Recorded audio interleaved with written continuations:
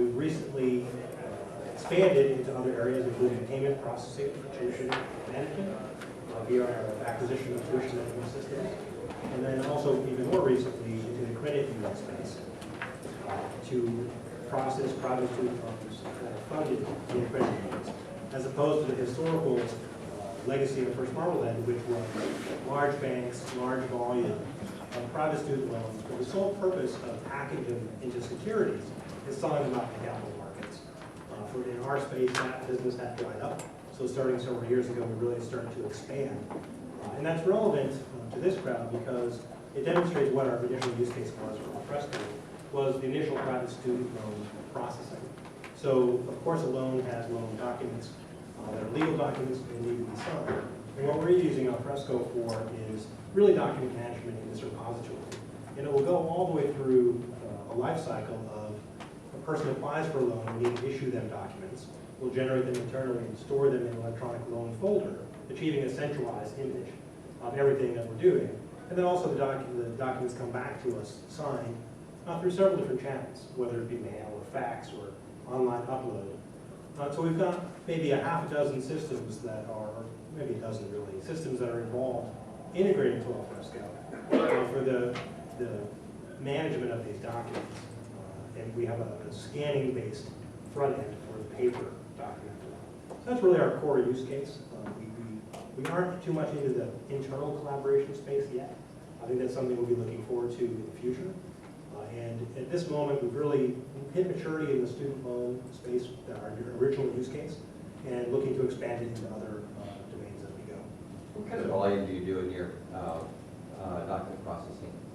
Well, we're tuning right now for ingestion of about 7,000 documents per hour. That's a bit of a higher number than is average. Our average is more likely 1,000. But during peak processing, because our business is essentially a retail business, with spikes in August and again in January, we have to scale up to handle that peaking volume. And plus, as we look down the road towards other lines of business, our tuition management systems subsidiary handles 400,000 families that make payments each month. And there's going to be documents associated with that life cycle as well. So it's going to scale up, and right now we're hitting at about 7,000 an hour. That's great. Okay? Darryl? Sure. Hi, my name is Darryl Minard. I work at the Canada Pension Plan Investment Board. The CPPIB is a large institutional investor, non-government agency that manages about $200 billion in funds on behalf of 18 million Canadians working and retired. Very much the Canadian equivalent of Social Security here.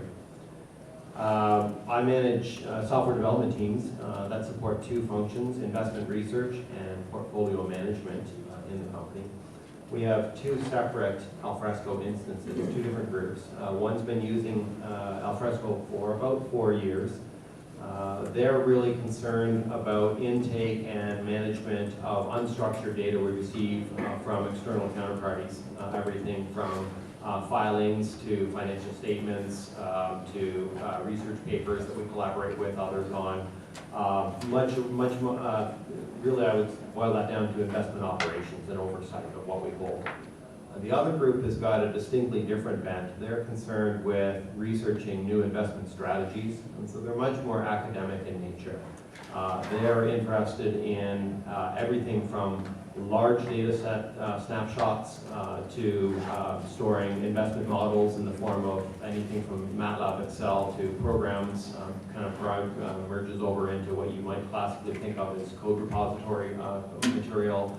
Also internal investment theses for circulation internally in the company, not externally. So two different teams, two different instances, and in both cases, the generation of enthusiasm for Alfresco has come from within, not from on top of the house. So it's been very much a central theme for us to keep usability at the forefront of our mind, or else we'll lose our user groups. Good afternoon. My name is Stuart Burke. I work for Nomura Securities. I'm based in Tokyo. I look after IT systems globally for the research, the Global Markets Research Department. So essentially, the users, or the 700 or so users that we have on our Alfresco instances, generate documents. They get an idea, they write it down on paper, they stick that paper in the Alfresco system, and we try and get it out to as many clients as possible, as fast as possible. Our big concerns around that process is there's a lot of legal and compliance involved. The documents need to go through a lot of different departments. They need to be tracked in terms of all changes made. They need to be controlled in terms of a number of them. A number of these authors are writing on what's called non-public information, so content that would be considered making you available. If you knew about it and maybe you'd stop trading on it, you'd be considered an insider trader and perhaps going away for a little while. So we have to make sure that we keep that stuff under lock and key.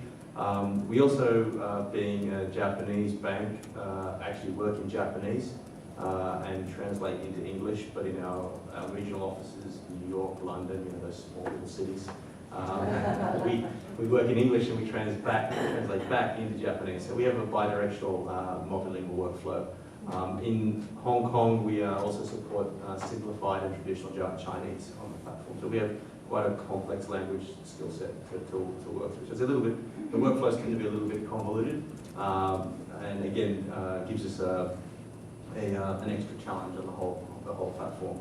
I guess the other side of it is we're coming from research in Asia. There wasn't a lot of automation in our platforms when we started looking at this 4 or 5 years ago. Essentially, people would write a document, print it, hand it to their supervisor would write on the red pen, hand it back, the person would type it up, print it, hand it to the person, write on the red pen. And that process was what we were really looking at when we started, and moving that to a workflow as well. I guess getting people to even understand what a workflow was, going from that paper-based system, was one of the bigger challenges we had. So let's talk for a moment about when you first took on the project to bring Alfresco in. And I think what I hear prospects asking me about a lot is sort of, how do I set up the project? How do I make sure it succeeds? What kind of lessons learned have you guys had around making your first Alfresco project, or any content management system project for that matter, making it successful and getting user adoption and things like that? Can you talk a little bit about what things are important there? I'll get started. One of the things that we took when we took this project on, when we took our first project on, was we looked at the existing processes and we looked at the documents that we used, and we tried to actually scope down what we were doing in the workflow system. Now, Alfresco gives you a huge amount of flexibility and functionality. However, if you're coming at this from a very grassroots or a very greenfield situation, it's really easy to overwhelm people who aren't used to using online workflow. So what we tried to do was make it very simple for people. So we put, figuratively saying, we inserted in our workflow system underneath an existing manual system. So where they would basically put their document in a share folder, kind of stole that folder and made it an Alfresco repository. And when they put it in there, that tweaked the workflow. They didn't have to push too many buttons. It just suddenly emails started showing up, as opposed to they had to walk down the aisle and tap the guy on the shoulder. So we didn't try to go for huge amounts of bells and whistles. We just tried to put a workflow system underneath the existing work processes. And the other side of that was, or the other benefit of that was, we actually had a fallback strategy. So it was not as if we turned everything off and turned on Alfresco. You don't want to go big bang on this stuff. You want to be in a situation where if something goes wrong, you have a fallback. So if you can run the systems in parallel for a while, or again, even run one without having to turn the other one off, you've got a much better chance of having a success rate. That way people's day-to-day lives aren't so disrupted. So I've got a slightly different perspective. I'm coming from a different place. When we've implemented twice now. In both cases, we were just aiming to get users comfortable with the idea of letting go of a shared drive. So it seems very simple. Instantly, the free text search is intuitive, and everybody would grab onto that. But it's obvious that you need something to supplement that. I think there's been a number of conversations here, different strategies, either heuristics or using some of the more advanced features of the custom document model or tags or categories or whatever strategy you're going to use. In our case, we used categories. Simply I refer to them as tags when I'm speaking to users. So some sort of standard way of agreeing on a common or base set of classifying documents in addition to the tagging. Our strategy was to keep it simple as well. When you introduce the concept to our users in both cases, the enthusiasm got carried away a little bit, and very quickly it was, well, if we only had 700 tags, it would be easy. Why don't we make it 800? It'll be even easier. And that's not going to be practical. I mean, yes, you could mine things to an excruciating amount of granularity, but no one's going to keep that content living. Yeah. So providing some sort of 10 or 15% of the bigger problems, it was kind of like herding cats, if you will, and getting somebody in to give some guidance and some support and have a discussion about best practices with our user groups was absolutely crucial to our success in both cases. The other thing that was an aspect to us that we had to decide in conversation with our user groups upfront was the user experience that they wanted. And I think that, again, stems from the fact that we were trying almost a grassroots effort, and if it had been a different story where compliance came along or there was a company policy said, thou shalt, then it might have been easier to move to a web paradigm. But it wasn't an obvious, welcoming or embracing environment to make that shift. So in the first installation, we did go with our own custom portal, and we used Alfresco on the back end. So we wouldn't have been able to do it without Alfresco, but Alfresco as a topic wasn't something that users were going to be, having to think about on a day-to-day basis. In our latest installation, we're definitely bringing the users closer to Alfresco with one of the vendor products here, Fred from Zenith. But in both cases, we had to have a conversation and agreement with our users. What is the type of user experience you want before we went too further into the implementation? Yeah, I've seen that too with like workflow steps, for example.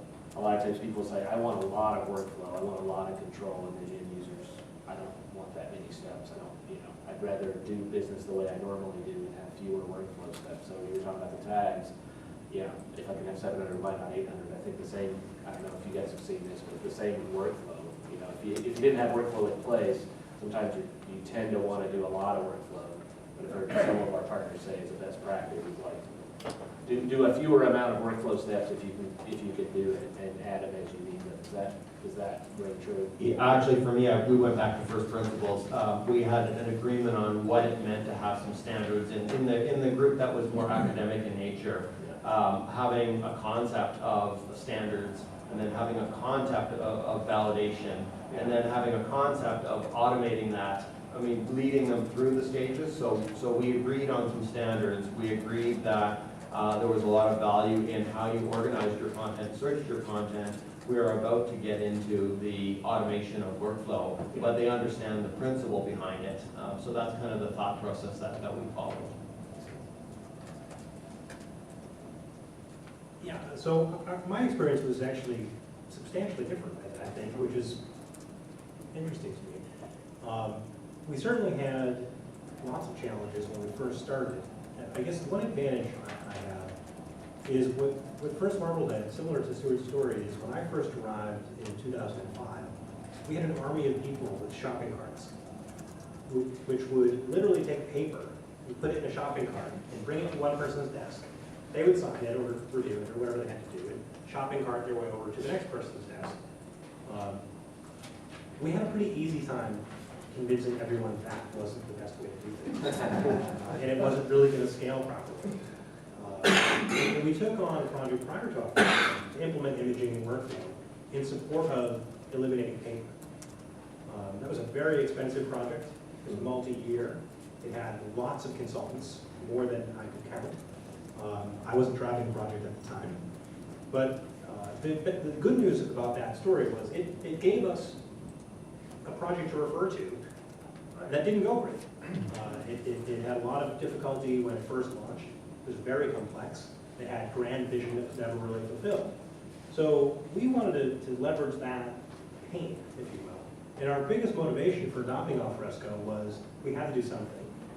We were in a situation where the system wasn't really scaling the way we wanted it to, and it was very expensive. So we did have a sort of internally driven, top-down, we're going to do this somehow, something. Let's figure out what exactly. So our first argument to overcome was financial. So CFO-based, this one's better than that one type of discussion. But even that approval was not going to yield success. Right? So the next thing we realized right away was that there's a technology gap between our current team and the team we need to land this project successfully. And we went shopping for a partner. So we talked to Alfresco and said, who do you recommend? There's somebody in the area, and we actually didn't go with our first partner recommendation. We tried them on, and it just wasn't really a good fit. So when we found MicroStrategies, who's our partner now, we really brainstormed quite a bit as to how do we make this project successful. And one of the first things we decided on was to make it exciting, to revisit the storyboards from scratch, to revisit the metadata model from scratch. Now, we certainly used the existing system as inspiration, but it looked to the end users as though we were starting over and letting them pick what they really needed. And although I was somewhat opposed to it at the beginning, I was convinced, thankfully, to spend the time doing that. And I really just can't emphasize enough that that storyboarding exercise up front helped us so much more than I would have expected. So that later on, when we had real technical problems or challenges or whatever, we were able to go back to that saying, but remember this great vision we talked about? We're still on the road to get there. And it really, I guess it generated patience more than anything else in the business community as we stumbled on a couple of things, because it's a big project. We didn't have the luxury of starting very small because we already had an imaging system. We were already processing millions of dollars worth of loans. That was our minimum scope. It was bigger than anyone would ever want. So that was really how we managed to get through that one, by building that confidence up front, by building that excitement up front, and then being able to layer it in phase by phase. People saw it, the confidence happened. So I guess that was really our success story on that front. How to stage the thing for success for us. We didn't have a luxury scope. We had to use some other tools, and it's really exciting with this one we have. That's interesting, because I think that brings to light I think one of the keys to, and this is not unique to Alfresco or even content management, successful projects, having people that have been down the road before. I think usually companies like all of your companies, there's a lot of technical expertise, but maybe not people that have done a content management project before. So I think finding the right partner, finding the right expertise to help guide is definitely something that we see as a key component to success. So we can't have a conversation about content and financial services without addressing the topic of security.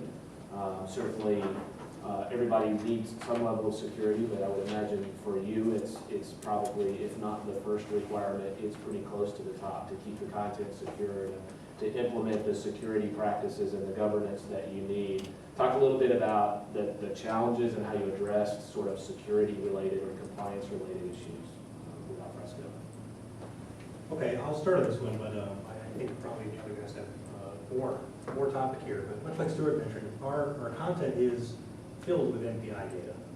So security and that data being leaked into the public sector is one of our greatest fears. We work on it daily, every day, all day. Money is no object in security, and that's saying a lot for our company. Security is the one thing we all recognize we can't cheat on. And if anything, security has been our biggest obstacle to get into cloud adoption more. We're very open to it. Our stance has certainly changed quite a bit in the last year or two or three. But security has been absolutely a big concern for us. So what do we do about it? Well, due to the nature of what we're using Alfresco for is document management of a loan system. Our number one layer of security really is just having a repository in-house, protected data center that meets every control guideline you can possibly throw at it. We also leverage the native inbuilt security capabilities of Alfresco that every request is authenticated and authorized to make sure that the requester has access to that document. So we spent some time up front making sure we had our content repository structured correctly. We have our role definitions structured correctly, that we don't have people who just naturally inherit access based on their role. So really, those were our techniques. Somewhat straightforward techniques, but effective. Right. Leveraging native capabilities. We really didn't do a lot more than that. Of course, encryption across the board. But we didn't really have a compliance need per se, other than making sure people see the documents with minimum access principles and things like that. Right. Right. Okay. Darryl? And my content may be light as well. Because we're not exposing Alfresco to the public, and we're not serving any of the documents to the public, even if they originate from within Alfresco. Our security is perhaps somewhat lesser as well. Definitely, it was important that we had AD integration, Active Directory integration. Of course, that technically is not very difficult, but it presupposes that you have a soundly managed AD organization. So that's an assumption to check. We do try to avoid permissioning on individual users excessively, because that just becomes a nightmare as people leave as they come and go. We have taken advantage of the offline sync in Alfresco. We do have analysts in the field and in travel and in different offices around the world. So that has been invaluable to us. But beyond that, sort of, we're in the same boat. I think very, very security, paranoid as far as infrastructure going out into the cloud. That I think is going to be a while. I think what's going to force our hand there is the fact that our company is going to be having, I think it's growing from 3 to 10 offices in the next few years. So we're just not going to be able to afford to have everybody VPNing back to any central location. So that's probably going to force our hand a little bit to deal with some of these things. But in general, that is the gamut of security concerns that we have. Probably a little light as well. I think, as I mentioned earlier, our biggest concerns were non-disclosed public information and that leaking.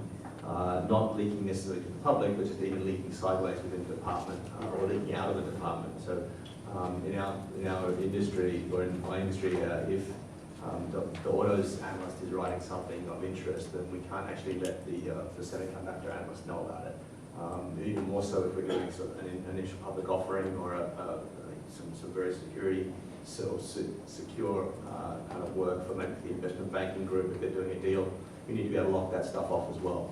So there's a lot of, not necessarily specific development that needs to be done there. It's just, again, as we mentioned, you need to have your group set up correctly. You need to have your permissions set up correctly within your Alfresco permissioning roles to make sure that works well.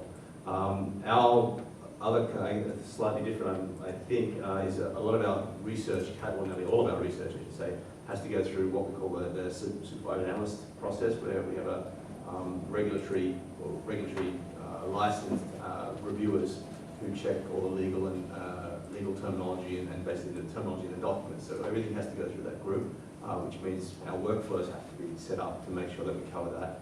We also have a legal and compliance department that also checks everything. So all of our documents have to go through legal and compliance in both languages, under 4 regions, under US, Japanese, Hong Kong, and European, or London, or UK regulatory environment. So do you facilitate that with workflow? Or we basically use workflow to do all of that. As the document goes through, in a lot of cases it's automatic. This document is of a certain type, it has to go to this department. In other cases, in fewer cases, it's a manual switch, or it's a decision made by the user. But yeah, the trick is multiple languages, multiple regions, and routing all that with workflow. But again, it is a workflow problem. It's not really that difficult to solve. It's just knowing how those flows have to go. And so spending your time with your existing departments, working out how they do this manually, whether it is with a shopping trolley of paper, or it's somebody who just happens to know how all this stuff gets routed around. Spending the time to get that under control before you get started, or before you build too much, is really important. Get the workflow mapped out before you start building things, because once you've built it, people get really accustomed to it very quickly, and then it's like you've taken their baby away if you change any step of it. So yeah, get it worked out before you get started, and then it makes it a lot easier. So are you currently, or do you imagine dealing with things like retention policies and records management and that kind of stuff with your content? Are you looking at doing that or already doing it? We already have to do that. So part of the regulatory environment that we're in, or the regulatory environments that we're in, depending on where you are, depends on how long you have to hang on to a document for us. So in Japan, I think it's something like 7 years. In some of the other regions, it's 3 to 5. Then there's not just holding it, it's also being able to produce that document when you're being asked for by regulators. I mentioned this morning that if the inspectors come in, like if the FSC comes in or the FSA comes in and starts an audit, they will give you a request with a timeline, and it's something like 12 hours or 24 hours. And the request is often something along the lines of, give me everything that was written by this analyst in the last 2 years, all of it. And I want it in 24 hours on a CD-ROM, thank you very much. In the old days, that meant the whole department stops and everybody scrambles around and finds those folders and copies all those PDFs. And now it's more like, okay, we just go to Alfresco and run a query and dump it out in CD and wait for the other 11 hours to go past, and then we give them the but those requirements are there. And again, the big concern that we're having now is, as we're producing more and more content, we're having to scale infrastructure-wise. So our database, our document store is actually getting very, very, very big. And so we're having to think about smarter strategies around that at the moment. So again, it's a bit of an infrastructure challenge for us. Any questions from the audience? You talked about your infrastructure challenges. How are you planning to address that? Please repeat the question so that the people who are listening to the recording will be able to hear it. So this is a question on how do I meet my infrastructure challenges in the future. At this point, what we're doing is I guess, a combined strategy of where we're going back to compliance and going back to our businesses and reviewing the policies and saying, first of all, we're saying, like, do we really need to keep every version of every document for 7 years? Because I mean, that adds a lot of space. So, okay, finally, can we just keep the last one? Can we keep the publicly available document, and then we'll keep the metadata changes? We won't keep all the documents, we'll just keep the history changes, so that the metadata is a much smaller amount of information, and the final document is the actual legally binding document. That reduces the amount of space you have to hold or hang on to for life. After that, it's really a case of, okay, do I have to keep all these sort of ancillary documents that go together when we make these 140-page reports? Do I need the Excel file? Do I need the text file? Do I need the stuff that came in from the translators? Probably not for 7 years. So we can strip some of that out. So, and then it's again, do I need to keep any of this for maybe just keep a year's worth of active live documents, or maybe 2 years worth of active live documents, so the full set for 2 years. And anything longer than that, I have to hold for 7 years. It's just the changes and the final documents. Just reduce that thing. And then the other way is just pony up some cash and buy some more server space. You have to buy disk space sometimes. So. Do you do tiering of storage to less expensive storage mechanisms and things like that? If it's the older storage, if it's 7 years, and depending on what the regulatory requirements are, I mean, you can take it to tape, and it's cheaper. You may not have to have like RAID 5. You may be able to have like just a single instance, but it's still a kind of we're discussing it, but there are options around that as well. So tape is cheap, but again, retrieval from tape can be tedious on occasion. Are there questions? I got a question for David. I was wondering, something you said way back at the beginning when you were talking that interested me, which was you mentioned that you build a case folder for each individual loans. I was curious how you actually do that. Sure. Okay, so I think the question is, I mentioned that we store our documents in electronic loan folders, and you're asking literally what I mean. But right, it's hard to get an associated group of records that are conceptually bound together somehow and actually treated almost as a unit when either doing searches or whatever. Content management systems tend to want to kind of deal with each document atomically as an individual, as a separate entity. Sometimes it's hard to link them together as one kind of cohesive. Certainly there's an area. I don't know if you have some sort of tactic effective for that. It's a pretty simple process that we're using actually, is when we add a document to Alfresco, we're dumping it into a space that really is a temporary document block. And what's going to happen is that's going to initiate an activity that goes and looks for an existing subfolder using a loan ID that ties all things together. Okay. So for us, we've got essentially people and loans. And a loan has one too many people associated with it. But they're all going to be tied together via this loan ID concept. So whenever we're adding a document, we know what its loan ID is. That's the core piece of the metadata. As activity goes off and looks for a folder that already exists with that loan ID. If not, it creates one. So it was a reasonably straightforward setup inside Alfresco for us. And we had the luxury of our partner knowing exactly how to do it. And knowing exactly how to structure our site is essentially time driven. So there's a year, then a month, then a day, then an hour. And your folder is going to exist in whichever one of those moments in time it was created. And the nature of that is to distribute search, to maintain the speed of performance. Thank you. Your question? So you're able to use basic data features of Alfresco, you have to come up with some sort of custom dodge or workaround for that. Correct, yeah, there really wasn't anything custom. And what we did, the reason why we had an interim space is we have lots of clients adding documents to Alfresco. We didn't want each of them to have to maintain it. So just dumping it in and centralizing that one was our technique. And it's worked pretty well. Are you extracting some of that information during the capture process from paper? Yes. Or are you manually having to add it? On paper, we don't extract it. You know, we pursued OCR, but our documents are fast with their different templates. And sometimes people crumple them up and send them to us. And as a result, our OCR hit rate was very low. And to the point where we just abandoned it. Because we were spending as much time recovering from errors as we were doing the process initially. So our approach to that problem is essentially to reduce that stream. One of our primary fastest growing channels is self-service document upload. And we're doing that in a secure session. So we also do not expose Alfresco to anyone in the public. It's entirely behind the scenes. So our consumer web app already has robust security. It's attacked and tested and whatnot.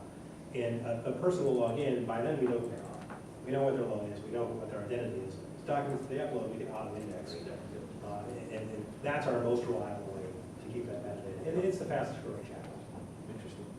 So, Darryl, Stuart, are you guys doing capture for paper, or are you, some of your content coming in as paper and capture?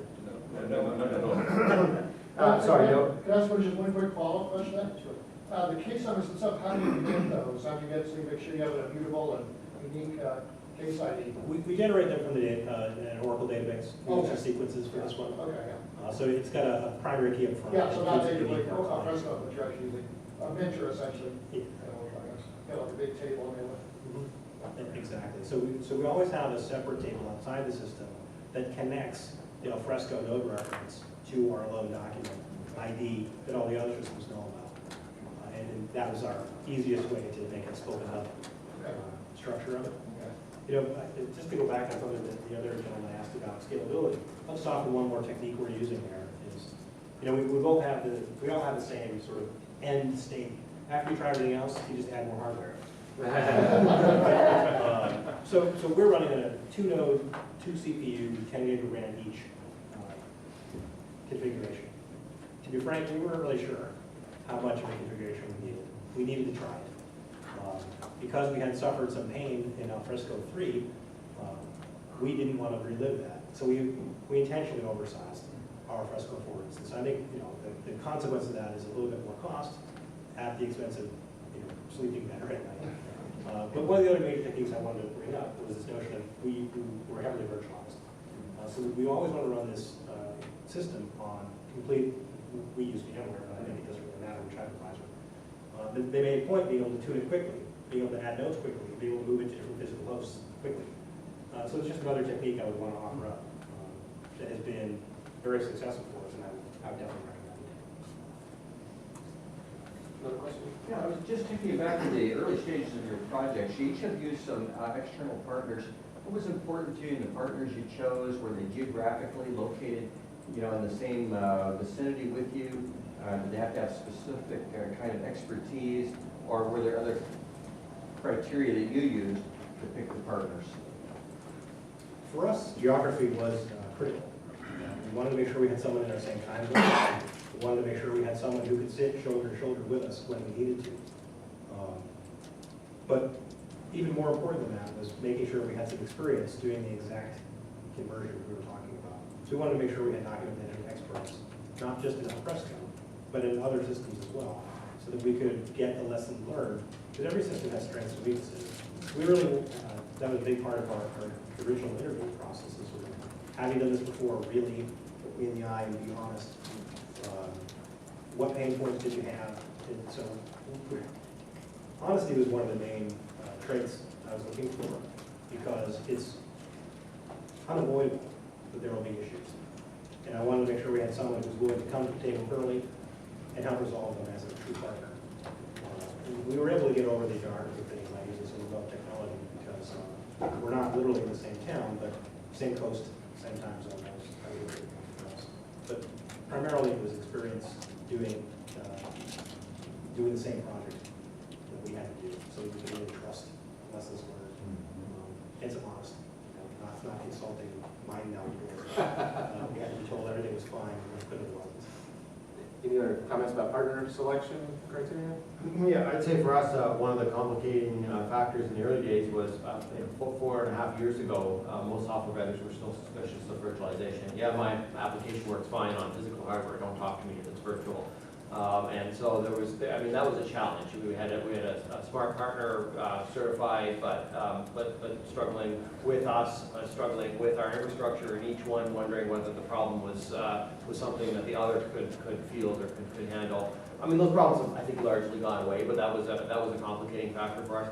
I would say that our preference was local. That being said, in the latest installation we've had, it was definitely more important for us to have a partner who could come in and speak in business terms. Because, we can get help with the technical, but as I said before, that was the minor portion of the overall problem space. And so being able to resonate with the users gave a lot more sort of authenticity and gave a lot more weight to their receptivity.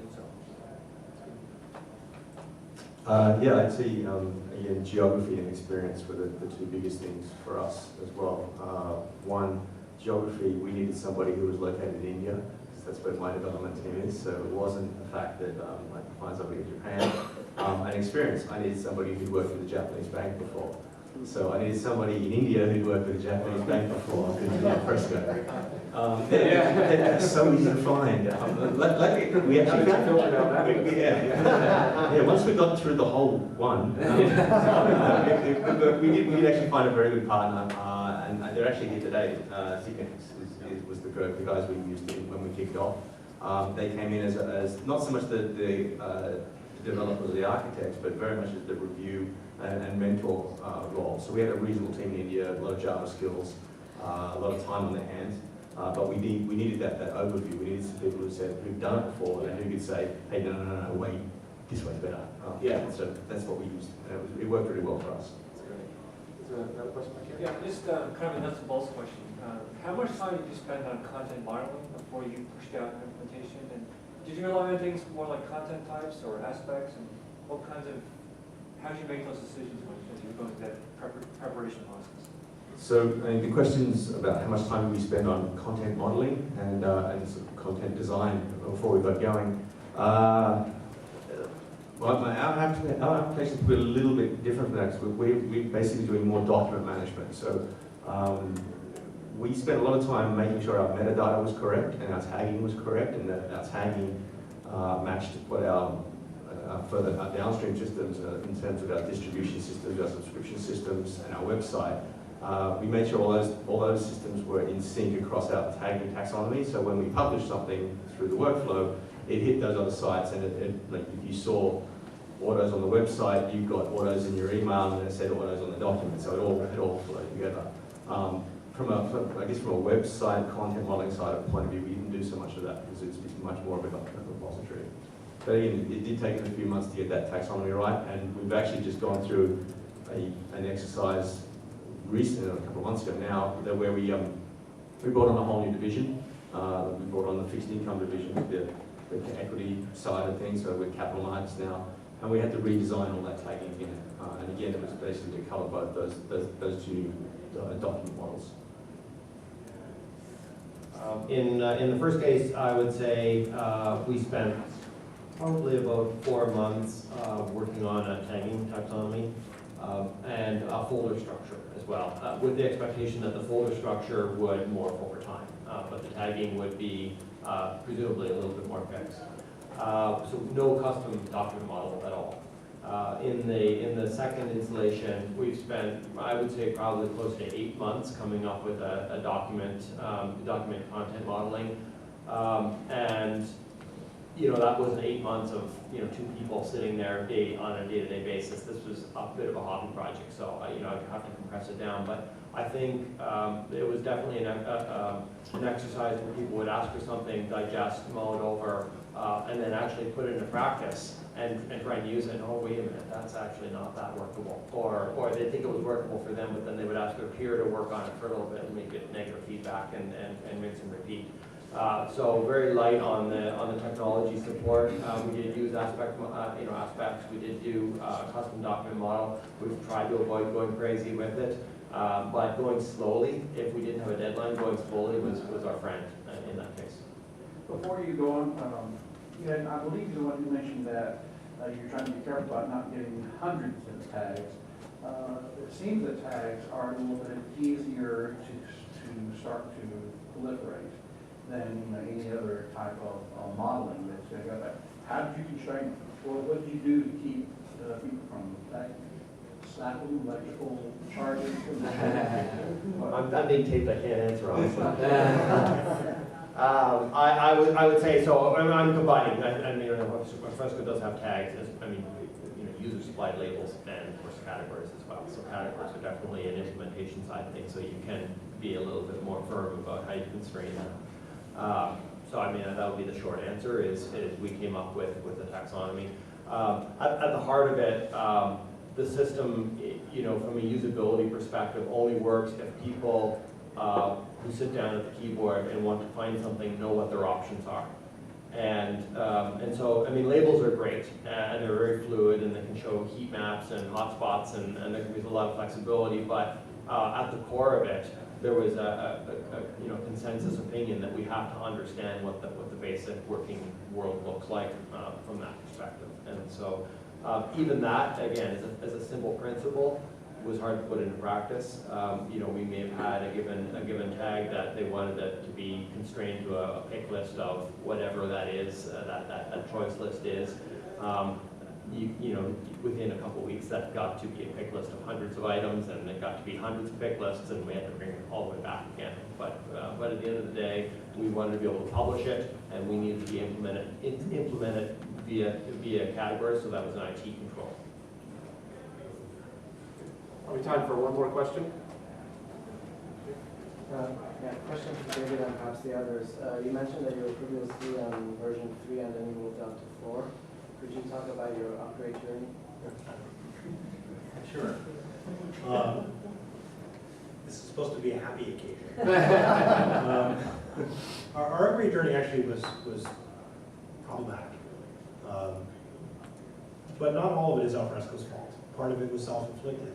We deployed our Alfresco 3 instance into the wrong container and realized it way too late. So we deployed it into a 32-bit WebSphere container. And we found out much later, after rounds and rounds and rounds of support, that although WebSphere was on the supported platform list, they meant in development or 64-bit. So we were faced with a upgrade now, gun to our head situation because production was not performing the way we needed it to. So our first need was to put it onto a more supported platform. So we had to move from WebSphere on AIX over to a JBoss to Linux platform and upgrade the version at the same time. So it was easy. Along the way, we attempted several times to upgrade the place and just really ended up hitting issue after issue, going from 3 to 4. And like I said, some of it due to either our approach, our style, certain bugs in Alfresco, point releases that were exposed, and just slogging through with our development team as well as our partners' development team. Just to put it in numbers for you, is our original estimate was about 2.5 weeks. It's what we thought it would take to upgrade it. We finally completed it about 9 months later, which was full of surprise. Now that does not mean 40 hours a week for that entire time, because there's a fair amount of calendar time elapsed due to business priorities changing as this was happening, but, you know, between us and the partner, we were able to really slow through that well. But our end result was we ended up needing to stand up a blank Alfresco 4 instance on the new platform and remigrate. So we wrote clients to do get from L3, put into L4, and we just ran that strategically. First subset of mission critical documents. So we have a cutover moment in time. We had to grab that first round of documents so that an operations goes home at night and they come in the next day, to them nothing happened. To us, we had just migrated several thousand documents that were being actively worked that day. And then every day we just tried to stay a little bit ahead of them. So we finally had finished over 2 million plus documents being migrated that day. It was a pretty painful process. I've been assured that we're better at this now, and that the next point release upgrade will be different. We waited almost 3 years to do an upgrade, and so by that point, you have to do multiple upgrades in place. Your conversions, scripts, backwards compatibility are just not, they don't go that far back. We have a much smaller set of content. Our departments that we're working with, maybe 50 people in each department. We managed to do it without the types of issues we expected. So ours was a positive side, and that included, mostly in our case we used just again the back end, but that included API changes to our custom portal as well. So we found that the exercise went about on par with what we would have expected, maybe a little bit better. The last upgrade we did, we didn't really put a time frame around it when we got started, but we started working on it, and it took us, with a team of 3 people, by the time we finished all of our system testing and infrastructure checks and migration, 6 months. It's just end-to-end is a 6-month course. Now the actual upgrade took a weekend, but the prep took 6 months. And so that's we're in the process of planning another one now. And we're basically scheduling 6 months of prep to go from 3.4, which are the one we're on now, up to 4.2. So we're going to have to do a couple of hits like you. We waited a little while before going through that 6 months again, and it's kind of tough to get a business break, where you can get an upgrade period, a window in. But my advice would be prep. Spend a lot of time prepping before you launch into an upgrade. I mean, if you get the prep right, it's really easy. If you get the prep wrong, yeah, good luck to you. Great. Well, thank you all. I think hopefully this was helpful for everybody. I think it was definitely helpful for me. So I hope you all got what you wanted out of it. I appreciate you guys taking the time to join us.